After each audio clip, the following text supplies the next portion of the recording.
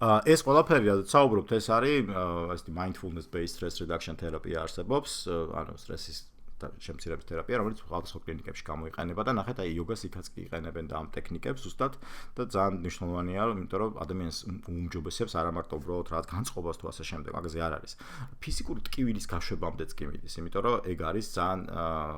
გადაჯაჭვული ძალიან ხშირად ადამიანის ფსიქოლოგიური ტრავმები ტკივილი ასე შემდეგ ფიზიკურ გამოვლინებებში გადადის ხოლმე და მე საკმაოდ ისეთი რთული პროცესია, ბუნებრივია უკვე ფიზიკურად. ორივეს უნდა უმკურნალო საბოლოო ჯამში, ეგ არის, რომ აი უფრო ჰოლისტიკურად ერთიანად უნდა შეხედო ჯანმრთელობასაც ამ კუთხით. აი რაც ძალიან მნიშვნელოვანია, როდესაც შენ აი მედიტაციებს თუ ასე შემდეგ და შენი ემოციების მას იწყებ, ხო, რაღაც მოსმენას იწყებ, არის ის, რომ არ კონდეს ესეთი განსჯის და რაღაც კატეგორიების მიგნიჭების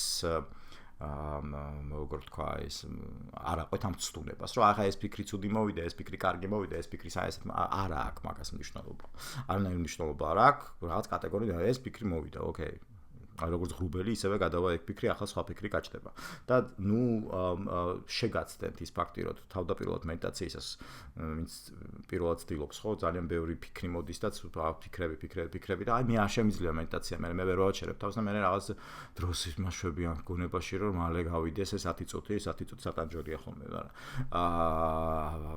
არ უნდა მოეშვა ანუ უფრო პატარ-პატარა დროებით შეგიძლია დაიწყო, მაგრამ ეს ეცადო შენ რომ ეს იყოს სისტემატური და შენ ნელ-ნელა მიხვდები რომ ეს ბევრი ფიქრები, იმიტომ მოდის რომ არ გაიკეთებია ესეთი პაუზა, ძალიან დიდი ხანია კი არა და შეიძლება არასდროს და იქნება და ეხლა გააკეთო, რომ ნელ-ნელა წამოვიდეს და მე გაიწმინდება და მე რაღაც ეტაპზე შენ ამ ფიქრების დამკვირვებელი ხდები და შენ ისინი ემოციურად აღარ იმას გიშვება, აღარ